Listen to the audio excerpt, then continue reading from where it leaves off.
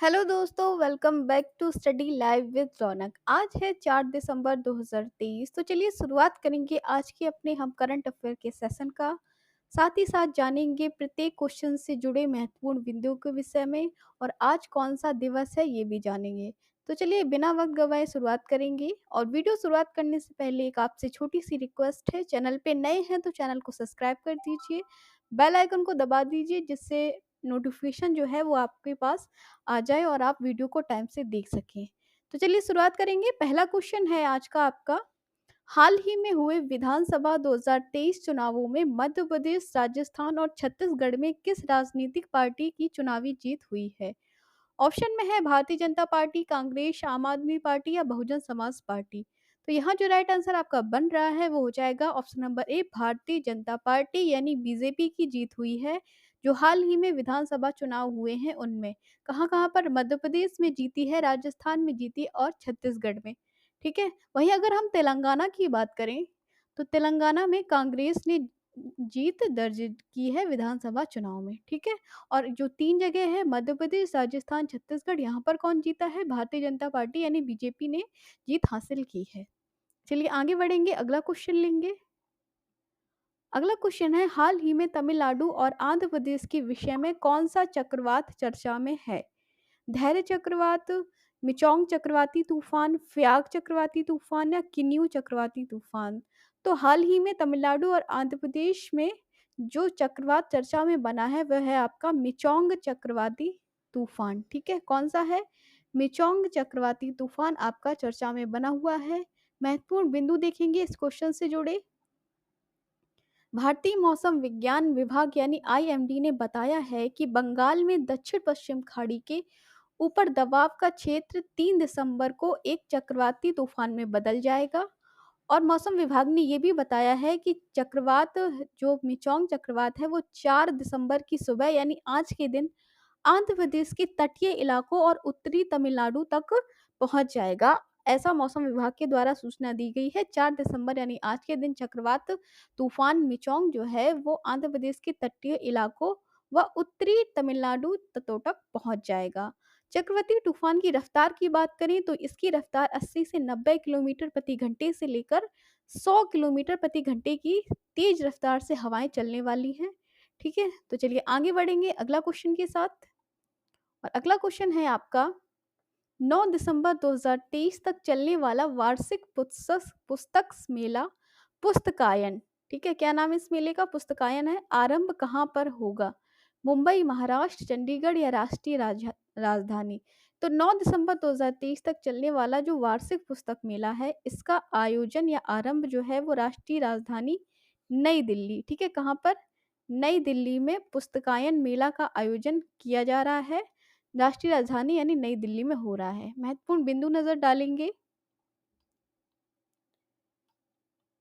नई दिल्ली के साहित्य अकादमी परिसर में एक पुस्तक मेले का आयोजन किया जा रहा है जो 1 से 9 दिसंबर तक चलेगा। और 9 दिसंबर तक चलने वाले इस मेला का उद्घाटन कब हुआ है? 1 दिसंबर को हुआ है।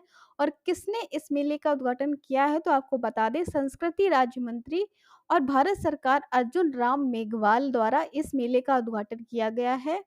साथ ही साथ अर्जुन राम मेघवाल ने चिल्ड्रन कॉर्नर का भी उद्घाटन किया है। पुस्तकायन मेले का ये द्वितीय संस्करण है और इस बार इस मेले में 40 से अधिक महत्वपूर्ण प्रकाशक भी शामिल हो रहे हैं। ठीक है, कौन सा संस्करण है इस पुस्तकायन मेला का? तो ये द्वितीय संस्करण है जो कि नई दिल्ली में आयोजित हो रहा है। कब से कब तक चलेगा? 1 दिसंबर से 9 दिसंबर तक चलेगा। और इस बार इसमें 40 से अधिक महत्वपूर्ण प्रकाशक भी शामिल हो रहे हैं।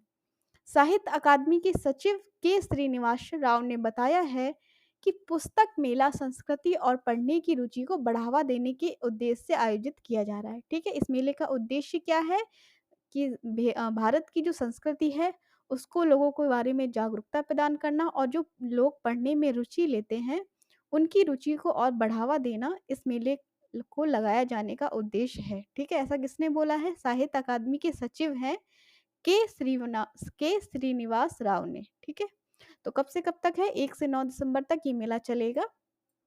क्या नाम है इस मेले का? पुस्तकायन नाम दिया गया है और द्वितीय संस्करण है इस बार। चलिए आगे बढ़ेंगे अगले प्रश्न पर।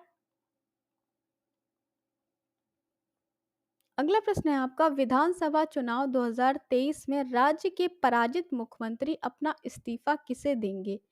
प्रधानमंत्री, विधायक, राज्यपाल या गृह मंत्री? तो हाल ही में जो विधानसभा चुनाव हुए हैं 2023 में, और जिन राज्यों के मुख्यमंत्री पराजित हुए हैं वो अब इस्तीफा अपना देंगे। ऑप्शन नंबर सी आपका यहाँ पर राइट हो जाएगा। सभी मुख्यमंत्री जो कि हार गए हैं वो अपना इस्तीफा राज्यपाल को सौंपेंगे। ठीक है, जिन राज्यों के मुख्यमंत्री हार गए हैं वो सभी मुख्यमंत्री अपना इस्तीफा किसे देंगे? राज्यपाल को देंगे। चलिए अगला क्वेश्चन है, क्वेश्चन नंबर 6 है आपका कि इस वर्ष नवंबर में माल एवं सेवा कर यानी जीएसटी, गुड्स एवं सर्विस टैक्स राजस्व संग्रह कितने रुपए के करीब रहा है? 1.68 लाख करोड़ रुपए, 3.68 लाख करोड़ रुपए या 6.68 लाख करोड़ रुपए या 8.68 लाख करोड़ रुपए? तो आपको बता दें इसका जो राइट आंसर बन रहा है, इस वर्ष नवंबर 2023 में माल एवं सेवा कर का जो राजस्व संग्रह है वो 1,68 करोड़ रुपए के करीब रहा है। ठीक है, महत्वपूर्ण बिंदु पे नजर डालेंगे।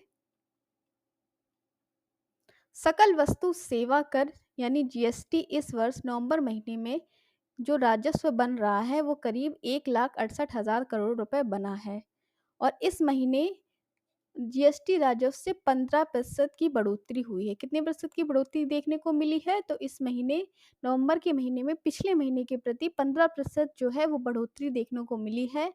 और वित्त मंत्रालय द्वारा एक बयान में ऐसा बोला भी गया है कि नवंबर के मात्र में सिर्फ नवंबर के माह में कुल जीएसटी राजस्व में से केंद्रीय माल सेवा कर जीएसटी संग्रह 30,420 करोड़ रुपए, राज्य माल सेवा कर एसजीएसटी 38,226 करोड़ रुपए एकीकृत माल और सेवा कर रहा है। ठीक है, सीजीएसटी यानी केंद्रीय माल सेवा कर और एसजीएसटी यानी स्टेट गुड्स एवं सर्विस टैक्स कितना रहा है? 38,226 करोड़ रुपए। टैक्स और आईजीएसटी करीब 87,000 करोड़ रुपए और शेष जो है आपका कितना बना है वो 12,274 करोड़ रुपए कहा है। वित्त मंत्रालय द्वारा ये कहा गया है कि छठी बार वित्तीय वर्ष 2023-24 में सकल जीएसटी संग्रह 1,60,000 करोड़ रुपए पार कर गया है। चलिए आगे बढ़ेंगे। अगला क्वेश्चन है आपका, हाल ही में आरबीआई यानी रिजर्व बैंक ऑफ इंडिया ने किस बैंक के साथ सीसीआईएल के संबंध में सहयोग के लिए एक समझौता किया है? State bank of India, Canara bank, S bank या बैंक ऑफ इंग्लैंड? तो आरबीआई द्वारा ऑप्शन नंबर डी आपका यहाँ पर राइट हो जाएगा, बैंक ऑफ इंग्लैंड के साथ एक समझौता किया गया है। महत्वपूर्ण बिंदु पे नजर डालेंगे। भारतीय रिजर्व बैंक यानी आरबीआई और बैंक ऑफ इंग्लैंड यानी बीओई ने शुक्रवार को एक समझौता ज्ञापन पर हस्ताक्षर किए हैं और अंतर्राष्ट्रीय वित्तीय सहयोग को बढ़ावा देने के लिए इस समझौते पर हस्ताक्षर किया गया है। ठीक है, आरबीआई और बैंक ऑफ इंग्लैंड में किस उद्देश्य से समझौते पे हस्ताक्षर किया है? तो अंतर्राष्ट्रीय वित्तीय सहयोग को बढ़ावा देने के लिए इस समझौता ज्ञापन पे हस्ताक्षर किए गए हैं। इस समझौता या ज्ञापन यानी एमओयू पर focus clearing corporation of India limited, ये आपका सीसीआईएल का फुल फॉर्म है। किसका? सीसीआईएल यानी focus clearing corporation of India limited से संबंधित सहयोग और सूचनाओं का आदान प्रदान पर है। ठीक है, किस लिए ये समझौता है? एमओयू पर focus clearing corporation of India यानी सीसीआईएल से संबंधित जो सहयोग और सूचनाएं हैं उनके आदान प्रदान करने के लिए। चलिए अगला क्वेश्चन लेंगे। अगला क्वेश्चन है आपका, हाल ही में सेना की 71वीं इंटर सर्विस गोल्फ चैंपियनशिप 2023-24 कहां पर संपन्न हुई है? ये क्वेश्चन मैं आपसे पूछ रहा है। Jaipur military station, Rajasthan military station, Mumbai military station या दिल्ली मिलिट्री स्टेशन? तो यहाँ जो राइट आंसर बन रहा है ऑप्शन नंबर ए है आपका जयपुर मिलिट्री स्टेशन। ठीक है, हाल ही में सेना की 71वीं इंटर सर्विस गोल्फ चैंपियनशिप 2023 आयोजन है। कहाँ पर हुआ है ये आयोजन? जयपुर मिलिट्री स्टेशन में इस गोल्फ चैंपियनशिप का आयोजन हुआ है। नेक्स्ट क्वेश्चन लेंगे, आगे बढ़ेंगे। हाल ही में भगवंत सिंह मान और दिल्ली के मुख्यमंत्री अरविंद केजरीवाल ने पंजाब में कितने रुपए की अनेक परियोजनाओं का उद्घाटन किया है? 2,854 करोड़ रुपए, 1,854 करोड़ रुपए, या 18 1,854 रुपए, या 1,854 लाख रुपए। तो यहाँ जो राइट आंसर बन रहा है आपका ऑप्शन नंबर बी है 1,854 करोड़ रुपए। ठीक है। भगवंत सिंह मान और दिल्ली के मुख्यमंत्री अरविंद केजरीवाल द्वारा 1,854 करोड़ रुपए की परियोजनाओं का उद्घाटन किया गया है पंजाब में। नेक्स्ट क्वेश्चन है आपका, हाल ही में झारखंड के रांची में हुई संपन्न राष्ट्रीय ट्रैक साइकिलिंग प्रतियोगिता में किसने ट्रायल स्पर्धा में स्वर्ण पदक जीता है? ये आपसे पूछ रहा है। अजमेर खालिद बागी, सैयद खालिद बागी, रशीद खालिद बागी, या अहमद खालिद बागी। तो ये जीता गया है option number B Syed Khalid Bagi द्वारा। ठीक है, सैयद खालिद बागी द्वारा झारखंड के रांची में जो राष्ट्रीय ट्रैक साइकिलिंग प्रतियोगिता हुई है उसमें ट्रायल स्पर्धा में स्वर्ण पदक जीता है सैयद खालिद बागी ने। ठीक है, कौन सा पदक जीता है? स्वर्ण पदक जीता है। वहीं अभी हाल ही में झारखंड की सरिता कुमारी द्वारा स्वर्ण पदक जीता गया है। सरिता को स्वर्ण पदक मिला है राष्ट्रीय ट्रैक साइकिलिंग प्रतियोगिता में। ठीक है, आगे बढ़ेंगे, अगला क्वेश्चन लेंगे। हाल ही में किसने हिंदू सम्राट व स्वर्गीय अशोक सिंघल की मूर्ति का अनावरण किया है? केशव प्रसाद मौर्य, रजत प्रसाद मौर्य, सुनील प्रसाद मौर्य, आकाश प्रसाद मौर्य। तो ऑप्शन नंबर ए आपका बिल्कुल राइट हो जाएगा। उप मुख्यमंत्री केशव प्रसाद मौर्य ने हिंदू सम्राट व स्वर्गीय अशोक सिंघल की मूर्ति का अनावरण किया है। महत्वपूर्ण बिंदु पे नजर डालेंगे। उत्तर प्रदेश के उप मुख्यमंत्री केशव प्रसाद के द्वारा प्रतापगढ़ में हिंदू सम्राट स्वर्गीय अशोक सिंघल की मूर्ति का अनावरण किया गया। ठीक है, कहाँ पर किया गया है? ध्यान रखिएगा, प्रतापगढ़ में। और किसके द्वारा किया गया है? तो उप मुख्यमंत्री केशव प्रसाद मौर्य के द्वारा किया गया है इस मूर्ति का उद्घाटन। किसका? स्वर्गीय अशोक सिंघल। प्रतापगढ़ जिले के वीर सिंहपुर पूरे बसावन में प्रतिमा का अनावरण करने के बाद उप मुख्यमंत्री ने कहा कि अयोध्या में श्री राम मंदिर का निर्माण स्वर्गीय अशोक सिंघल को सबसे बड़ी श्रद्धांजलि होगी, क्योंकि उन्होंने मंदिर निर्माण के लिए जो आंदोलन प्रारंभ किया है, इसलिए उन्हें पूरे विश्व में जाना जाता है। किसे? हिंदू सम्राट स्वर्गीय अशोक सिंघल को। आगे बढ़ेंगे, अब हम देखेंगे दिसंबर माह के कुछ प्रमुख दिवस के बारे में। ठीक है, तो 1 दिसंबर को क्या मनाया गया है? 1 दिसंबर को पूरे विश्व भर में विश्व एड्स दिवस मनाया जाता है। इसके साथ ही सीमा सुरक्षा बल का स्थापना दिवस भी 1 दिसंबर को मनाया जाता है। क्या मनाया जाता है? Border security force establishment day भी 1 दिसंबर को मनाया जाता है। इंपॉर्टेंट है, ध्यान रखिएगा। वहीं 2 दिसंबर को आपको अंतर्राष्ट्रीय गुलामी उन्मूलन दिवस यानी international day of for the abolition of slavery यानी अंतर्राष्ट्रीय गुलामी उन्मूलन दिवस कब मनाया जाता है? आपका 2 दिसंबर को। इसके साथ ही राष्ट्रीय प्रदूषण नियंत्रण दिवस भी आपको 2 दिवस को मनाया जाता है। इसके साथ ही एक और इम्पोर्टेंट चीज़ है 2 दिसंबर को, वो लोग आप नोट कर लीजिएगा, कंप्यूटर साक्षरता दिवस।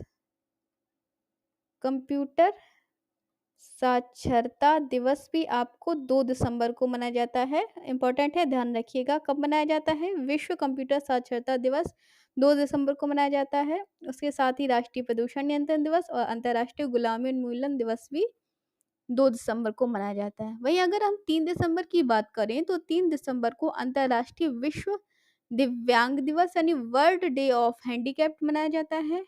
वहीं 4 दिसंबर को भारतीय नौसेना दिवस यानी इंडियन नेवी डे मनाया जाता है।